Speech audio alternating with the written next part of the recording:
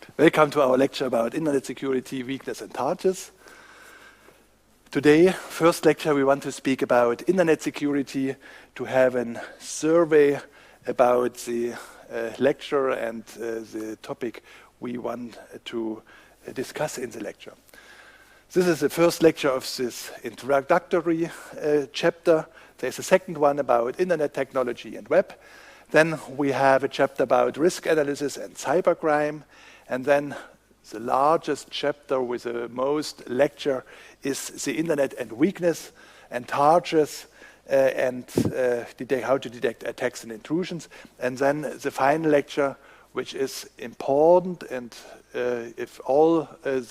discussing about this area of security, of Internet security, also to have in mind ethical and legal issues in Internet security. Let's start with an example. Last year in all the media, you could read about the Staatstrojaner. Staatstrojaner, also called Bundestrojaner, translated in English to State Trojan, is a Trojan horse software used by the investigation authorities of Germany. This Staatstrojaner was originally designed for surveillance of encrypted communication, for example in Skype, in Zipgate, generic voice over IP. And the incident which caused the big public discussion about the Staatstrojaner was that there was an incident. An incident in early October, so exactly 1 year ago, in early October 2011, where the German computer activist group Chaos Computer Club, the CCC, published that the Trojan horse has been leaked from the authorities. And then an analysis of this of the state Trojan, showed that there were software implemented that with unconstitutional functionality. And it was shown in a few examples that the design was bad, that there were flaws, and the flaws and the errors could be misused for security issues, for a number of security issues which were not legal. The features of the leaked Staatstrojaner include the following activities. So it was possible to eavesdropping and voice over IP communication. This was, by the way, the original purpose to design such a software. It was possible to create and to transmit screenshots of the suspected desktop. It was unclear, and this was a big part in the discussion, that such screenshots also could include private nodes, could include passwords and other things. Then it was possible with the software to upload and to remote execution of arbitrary code.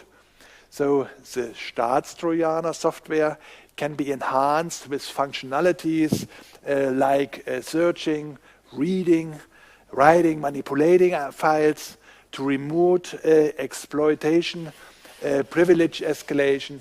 It was possible with this software to access the micro, the webcam on the suspected, on the side of the people that were investigated, and keylocking was possible. So this software was designed for so-called Quellen-TKÜ. This is a technical term of the method the state authorities are allowed to apply in a very special case, and it was shown that the software could be misused also for other purposes. So the incident that became public covers many aspects which we will discuss in detail in this lecture. We will discuss how it's organized. We will discuss what is the reason, how to prevent this, such things. And so I use this example only to tell you that in our lecture, we exactly discuss the various aspects around such type of software. What was the biggest problem is, of course, the state authorities are allowed, because there was a judgment to look whether it's allowed to apply this, but the weaknesses in the software of this Staatstrojaner revealed various security problems which are caused by poor error design and implementation. This is what we continue to discuss when we have our lecture about technical issues. So audio data and screenshots sent to the investigation authorities are not sufficiently encrypted. So everyone who eavesdrops the internet can access this transmitted data from the investigated computer to the investigation authorities. There were control commands to and status messages from the Trojanian horse which were not encrypted at all. So it was easy to manipulate this by a third person, by an attacker. There was no authentication implemented. So also unauthorized people can use the installed Staatstrojaner, the installed Trojan horse, to attack the suspect's computer. There were no integrity protection at all. Integrity protection means that the messages can be checked whether they are in original form or whether they are manipulated. So no protection method to secure the integrity of the document of the transmitted messages were involved. So attackers can impersonate the Trojanian horse and send fake data to the investigation authorities. So also in its functionality, it was restricted. So the design and the implementation of a secure software is difficult. And at the end of the lecture, hopefully you know a lot of aspects that are very important to consider when one is asked to design secure software.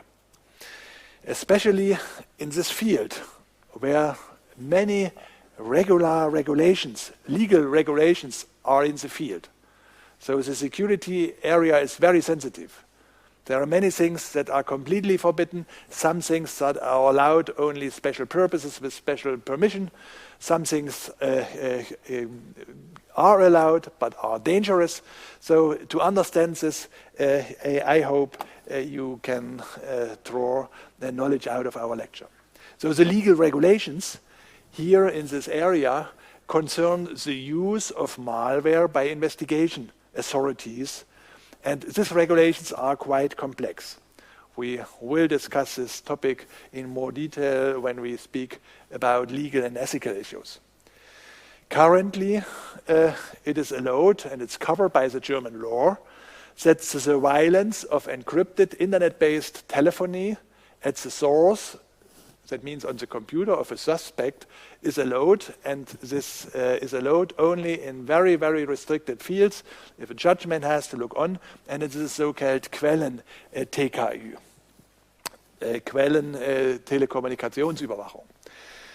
What is not allowed and not covered by the German law is the online searching, the online Durchsuchung. It's not allowed to use keylogging, downloading files from the suspect computers. So it is not explicitly forbidden, but here it needs in future to perform discussion to regulate this, under which circumstance it's allowed to, for example, download such type of information, and in which case it's forbidden even for the investigation authorities. So eavesdropping on the suspect's apartment, that's using connected and built-in microphones or webcams, das ist der große Lauschangriff, there is very strongly regulated. There is unconstitutional, it attacks the personal privacy, and of course, to secure the personal privacy, there are regulations even in the basic law. So here we have a very difficult and sensitive field in which cases the investigation authorities are allowed to do things. What is clear, people that do not belong to the investigation authorities, of course, this is completely forbidden to do such things.